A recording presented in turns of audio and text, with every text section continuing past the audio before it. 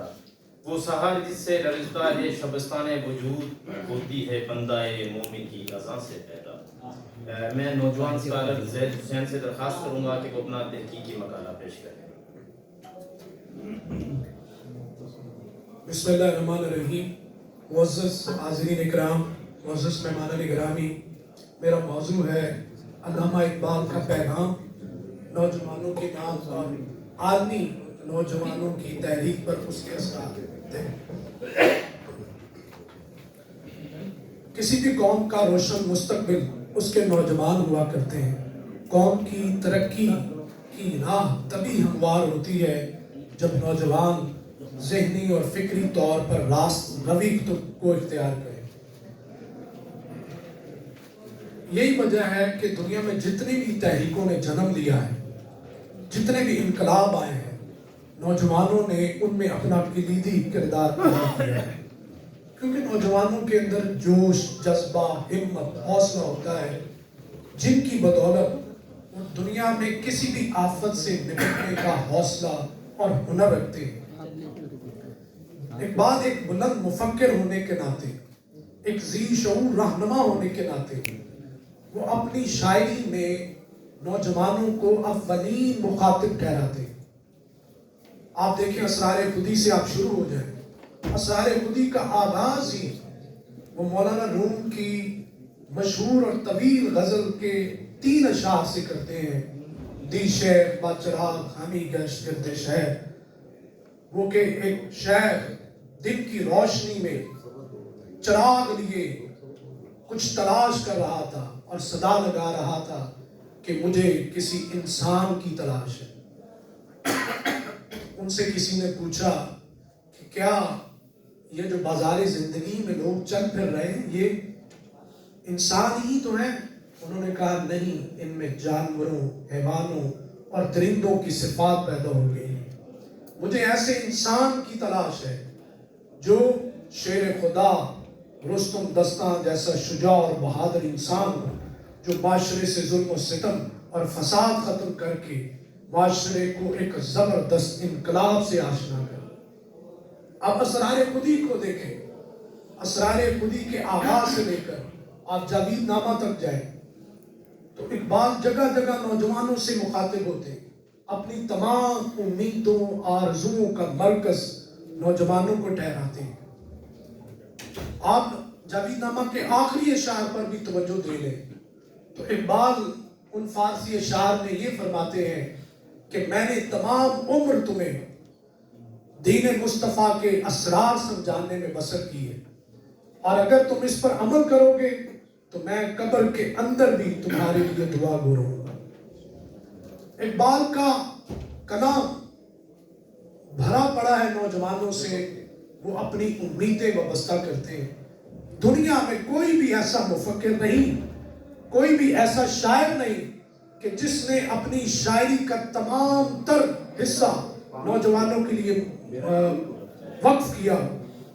فرماتے ہیں محبت مجھے ان جوانوں سے ہے، ستاروں پہ جو ڈالتے ہیں کمر، اس قوم کو شمشیر کی حاجت نہیں رہتی، اور جس کے جوانوں کی خودی صورت فولاد۔ یہ کس قدر بڑا ایک راز پیش کر رہے ہیں اقبال کہ دیکھیں اس قوم کو اسلحے کی ضرورت نہیں پڑے گی جس قوم کے نوجوانوں کی خودی صورت فولاد بن جائے۔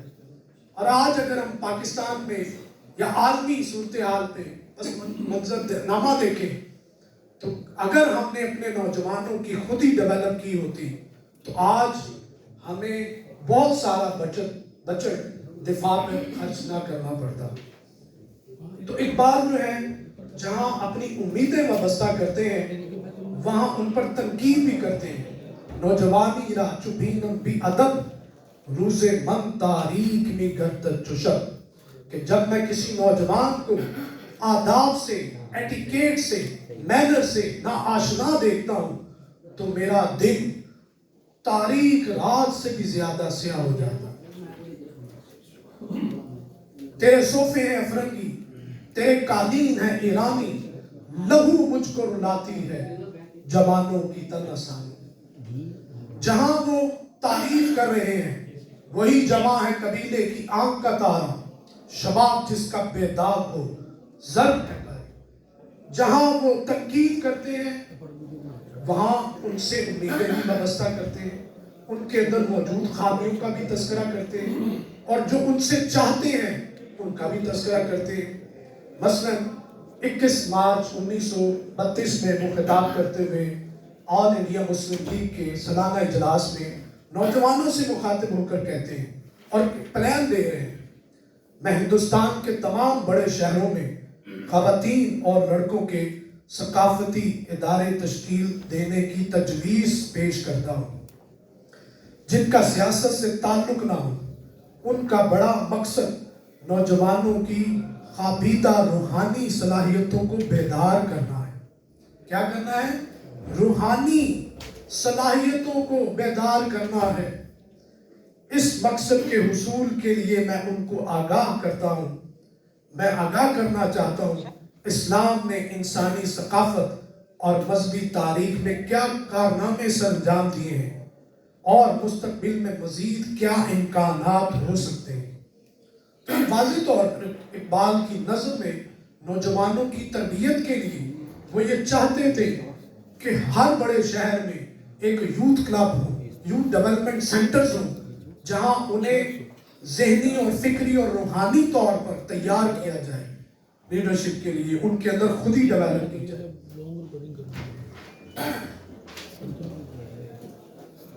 اسی طرح اقبال جو ہے، اگر آپ ان کی شاعری کو دیکھیں تو وہ بہت ہی تحرک کا کردار چاہتے ہیں نوجوانوں سے، کہ وہ متحرک ہو، تحرک اپنائیں، سستی کاہلی تن آسانی سے دور ہو جائے۔ فرماتے ہیں موج سے خود رفتائی تیز خرامید گفت، ہستم اگر می روم گر نہ روم نیستم، کہ موج آ کر مجھ سے، سمندر کی لہر آ کر مجھ سے کہتی ہے کہ دیکھو میں حرکت کرتی ہوں تو میرا وجود برقرار رہتا ہے، اور جب میں حرکت کرنا چھوڑ دیتی ہوں میرا وجود معدوم ہو جاتا ہے، ختم ہو جاتا ہے۔ تم بھی حرکت و حرارت کا سراپا پیکر بن جاؤ، نہنگی بچائی خود راچ خوشگفت، بے دین ماں حرام آمد کرانے، بے موج آویز و از ساحل با پرہیز، ہمی دریا اسمارا آشیانے۔ کہتے ہیں بڑے خوبصورت انداز سے حقائق کے پیراہے میں، مگرمچھ کا بچہ ساحل سمندر پر بیٹھا آرام کر رہا تھا۔ مگرمچھ نے آ کے اسے کہا کہ دیکھو سمندر ساحل سے پرہیز کرو، تمام سمندر ہی ہمارا آشیانہ ہے، جاؤ جا کر موجوں سے لڑو، ہمارے دین میں ساحل پر بیٹھ کر آرام و راحت کی زندگی بسر کرنا حرام ہے۔ تو اقبال جو ہے وہ نوجوانوں سے جگہ جگہ مخاطب ہوتے ہیں۔ 1931 میں انگلستان میں نوجوانوں کے ایک گروپ سے خطاب کرتے ہوئے فرماتے ہیں میں نوجوانوں کو نصیحت کرتا ہوں کہ دہریت اور مادیت سے محفوظ رہیں۔ اہل یورپ کی سب سے بڑی غلطی یہ تھی کہ انہوں نے مذہب اور حکومت کو علیحدہ علیحدہ کر دیا ہے۔ اس طرح ان کی تہذیبی روح اخلاق سے محروم ہو گئی ہے اور اس کا رخ مادیت کی طرف پھر گیا۔ مختار اقبال میں یہ حوالہ ہے۔ پھر اسی طرح وہ علی گڑھ کے نوجوانوں سے جب وہاں جاتے ہیں تو وہ تقریر میں نوجوانوں سے مخاطب کرتے ہوئے کیا کہتے ہیں، گزشتہ چند سال سے میں صرف جستے خاکی کا مالک ہوں۔ یہ ان سے وابستگی کا، اب آگے کیا فرماتے ہیں، میری روح ہمیشہ آپ کی خدمت کے لیے حاضر رہی ہے اور جب تک زندہ ہوں وہ آپ کی خدمت کرتی رہے گی۔ یعنی وہ کلام جو وہ ترتیب دے رہے ہیں وہ نوجوانوں سے مخاطب ہونا چاہتے ہیں اور نوجوانوں ہی کے لیے وہ جی رہے ہیں، اور وہ تمام امیدیں اور آرزوئیں نوجوانوں سے وابستہ کرتے ہیں۔ اکبر الہ آبادی کے نام خط میں لکھتے ہیں، صرف ایک بے چین اور مضطرب جان رکھتا ہوں، قوت عمل مفقود ہے، ہاں یہ آرزو رہتی ہے کوئی قابل نوجوان جو ذوق خدا داد کے ساتھ قوت عمل بھی رکھتا ہو مل جائے، جس کے دل میں اپنا اضطراب منتقل کر دے۔ یہ دیکھیں اقبال کیا چاہتے ہیں، آپ غور تو کریں۔ کہ اقبال چاہتے ہیں جو ان کے اندر موجود ہے، جو جذبات، جو لگن، جو عشق، جو سوز، جو درد موجود ہے، وہ نوجوان کسی ایسے نوجوان کی تلاش میں ہے جس میں وہ اس طرح یہ منتقل کر سکے۔ تو اقبال کے پاس بہت ساری روحانی اور فکری تربیت کے لیے مکمل پلان تھا، جس کا انہوں نے بارہا ذکر کیا ہے۔ 21 مارچ 1932 کو لاہور میں آل انڈیا مسلم کانفرنس میں خطاب کرتے انہوں نے تجویز پیش کی۔ تجویز کیا پیش کی؟ کہ نوجوانوں کی ایک تنظیم بنائی جائے، یوتھ لیگز بنائی جائیں، اور اس میں کیا ہو؟ وہ کہتے ہیں کہ اس ایک مرکزی تنظیم کے تحت سماجی خدمت، نامطلوب رسوم و رواج کی اصلاح اور معاشرے کی اقتصادی فلاح و بہبود کے کام سر انجام دے وہ تنظیم۔ تو اس سے دیکھیں کہ اقبال ایسی کہہ نہیں دیتے محبت مجھے ان جوانوں سے ہے۔ اب وہ دیکھیں محبت بھی اس نوجوان سے کرتے ہیں ستاروں پہ جو ڈالتے ہیں کمر۔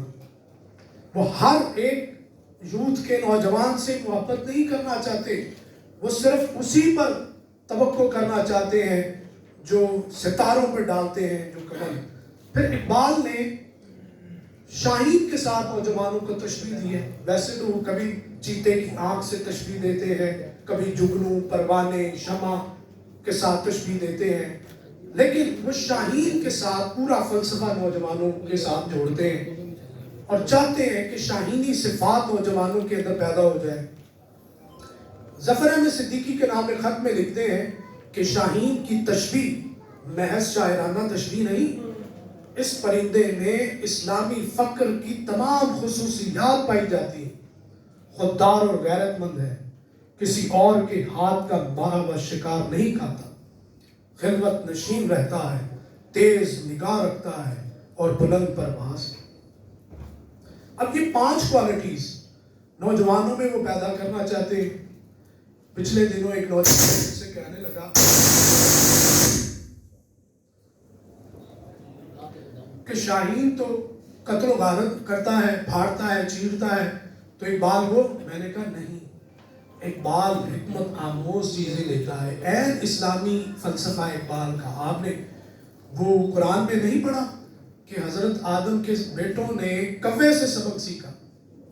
حکمت کی چیز تو جانور سے اور پرندوں سے بھی لی جا سکتی ہے، یہ عین اسلامی تصور ہے۔ تو اقبال جو ہے وہ چاہتے ہیں خوددار اور غیرت مند نوجوان بن جائیں، کسی دوسرے پر توکل نہ کریں، دوسروں پہ ڈیپینڈنٹ نہ ہو، خود اپنی منزل کی راہ تراشیں، یہ سب سے، پھر حرام سے بچیں، حلال کھائیں اور ایسے ناجائز ذرائع سے بچتے رہیں۔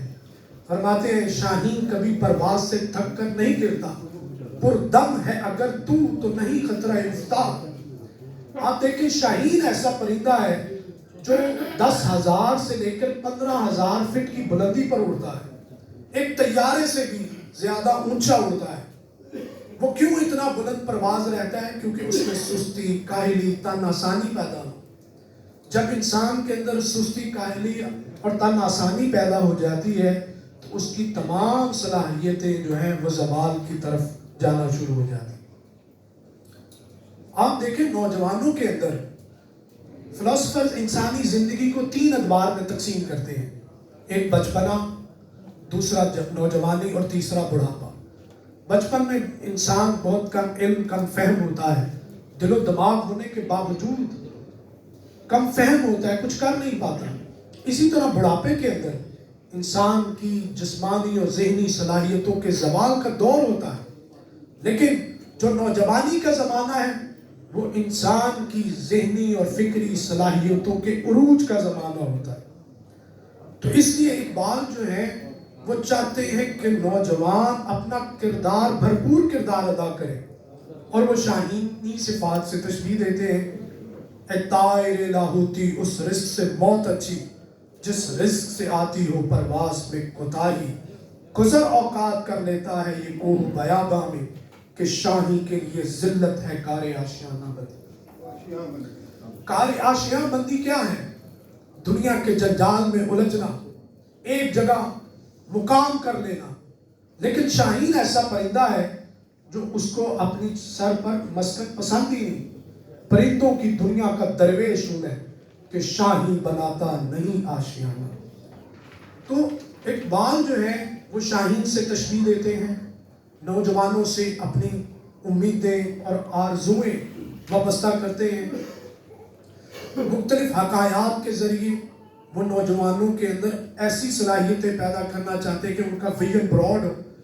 वो जो शाहीन दूरबीनी सिफात रखता है उससे ये है कि वो विजन ब्रॉड करे, वो आने वाले इम्कानात को पहले से पाकर उसके मुताबिक तदबीर इख्तियार करे।